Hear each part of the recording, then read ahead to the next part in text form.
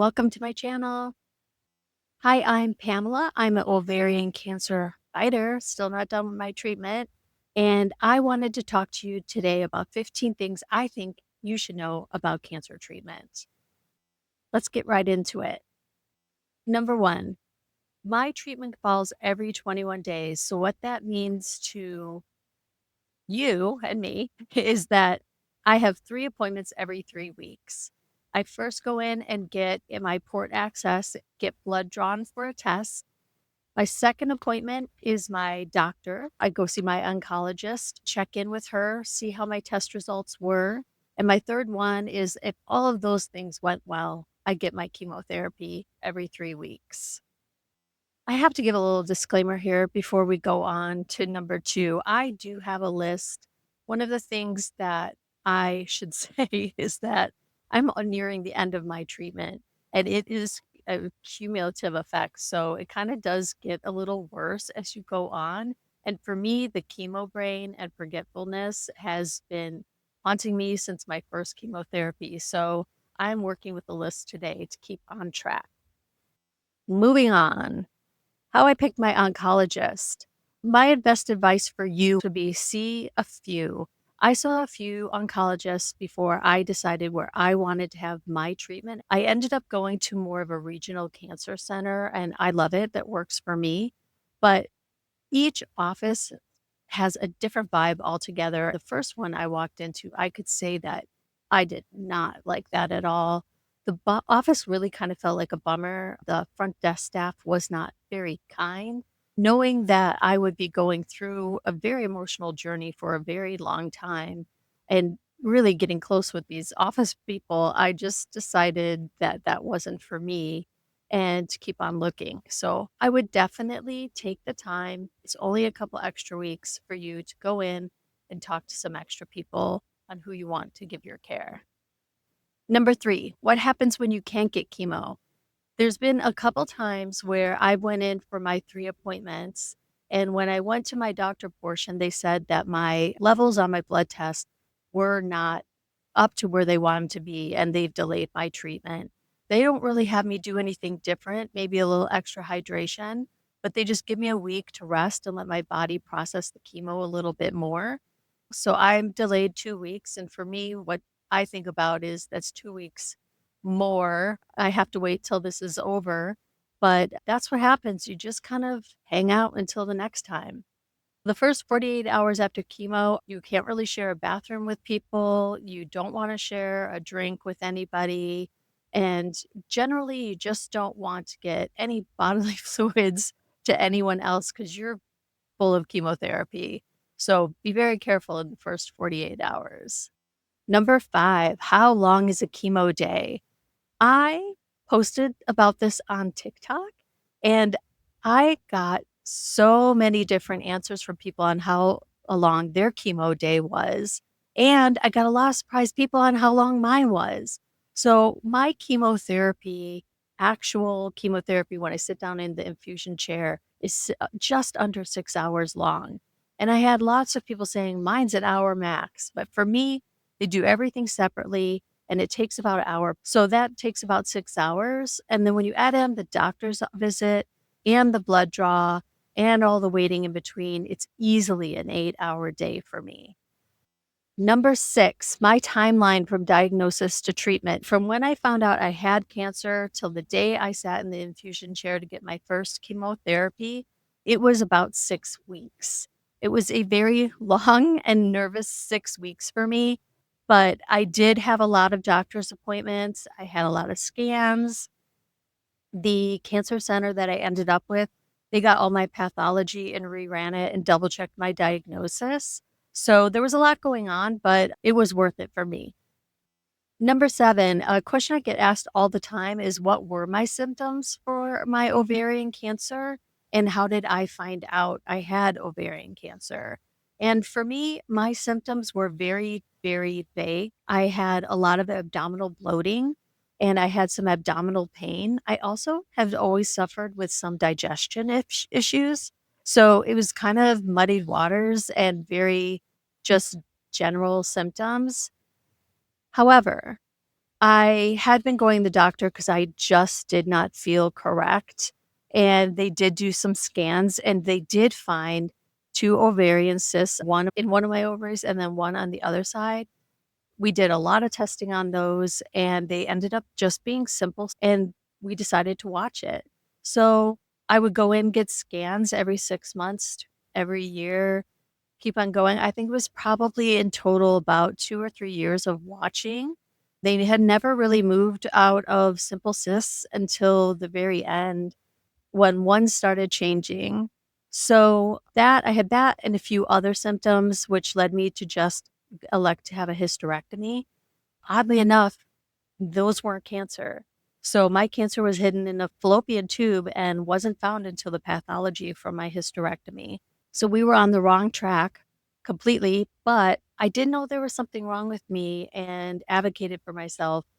Finally did have that hysterectomy and it ended up saving my life. Number 8, should you get a port? For me, the answer was clear. I've always kinda had a problem with getting IVs and needle pokes.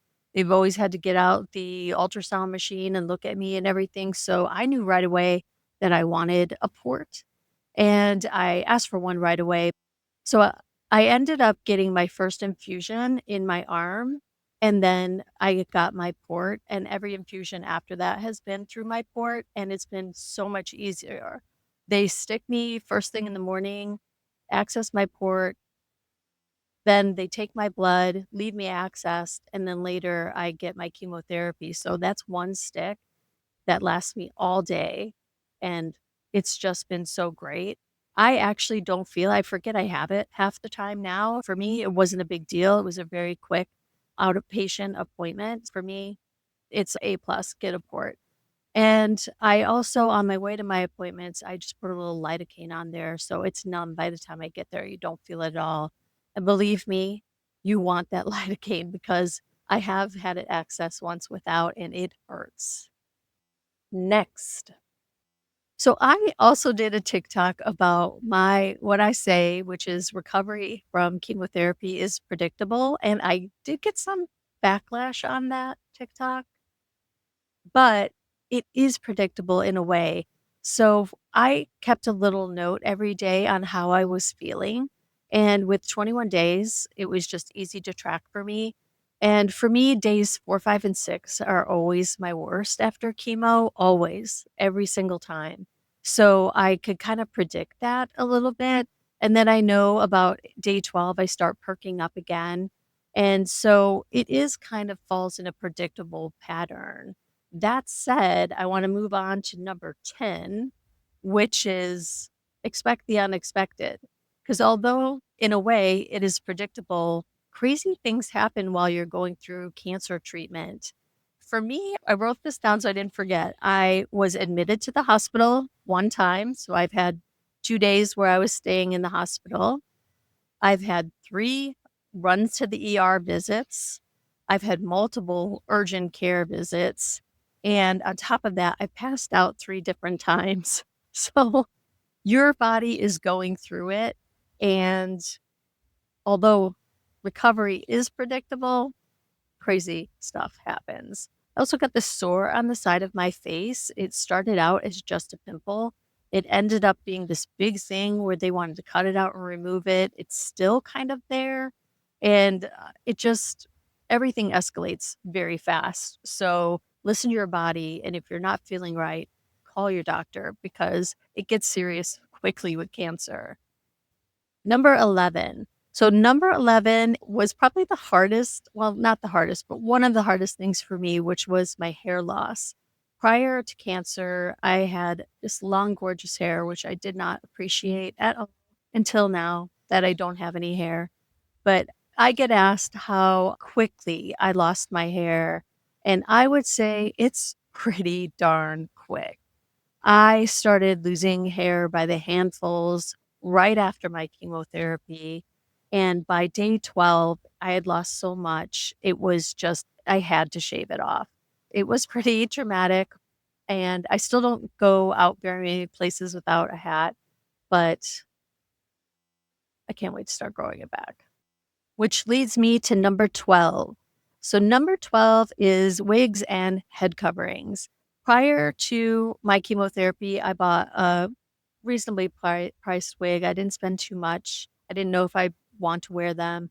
I bought some beanies, I bought some scarves because I wasn't really sure what would work for me. And really, the whole beginning part of my chemotherapy, I really wore hats and scarves the most. I hardly touched my wigs because I was laying around the house. I didn't feel good. So I didn't really want to lay around in a wig. But now that I'm getting towards the end of my treatment, I'm starting to bust out my wigs a little bit.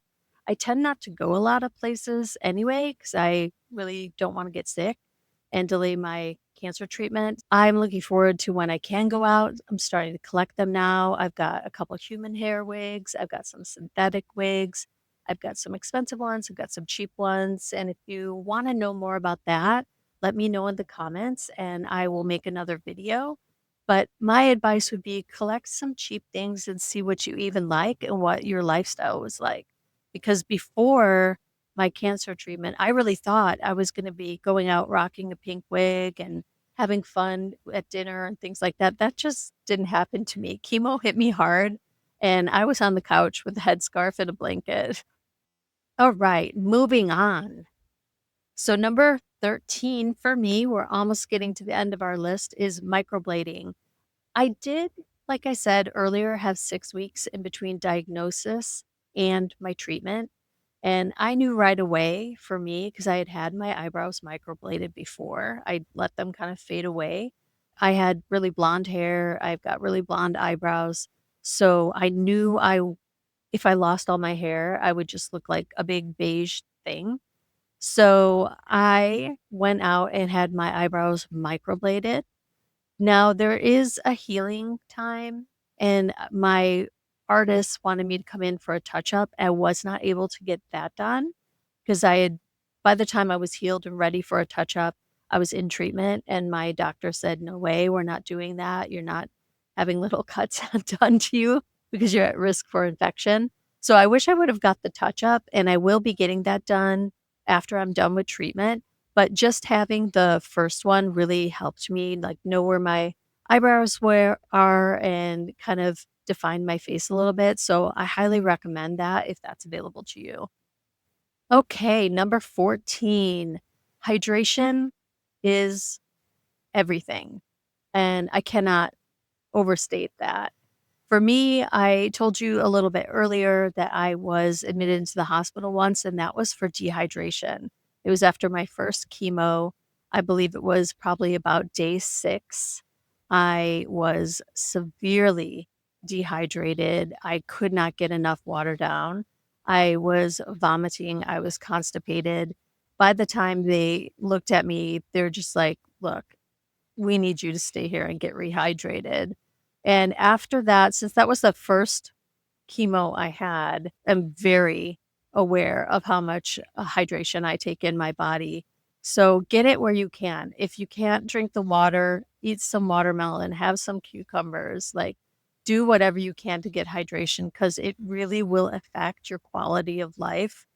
Like the biggest thing you could do for yourself is hydrate. On that note, my last one is something didn't find out until I was already almost halfway done with my chemotherapy, and that's supplemental hydration and the fact that you can request that. So I found on TikTok a girl, I wish I knew her name. She changed my life. She said that she was getting IVs in between her chemotherapy, which was something that wasn't offered to me. But I went to my doctor because knowing I have all this problem with staying hydrating, I said, "Look, I saw this online. Is that something that's available to me?" And she said, "Well, it's available to you if you suffer from dehydration, have been hospitalized or treated for dehydration during your chemotherapy." And obviously, that's me. So now every time I get chemotherapy, ask for a extra IV bag to be given with the chemotherapy. And about day 5 or 6, I go in and get an IV as well. And that has changed everything for me. So if you can ask for that, I highly recommend. It really will change your experience and make it better for you. So that's it. Thank you. I hope the outside noise wasn't too much. It was such a lovely day. I thought I'd sit out here and get some sun. This is my first video on YouTube, and I hope it's the first of many.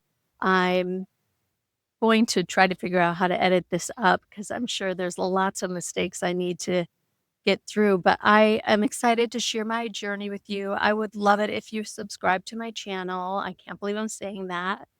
And I would love to hear about your journey too. Just write them in the comments below, and I'll be looking out for your comments. Till next time.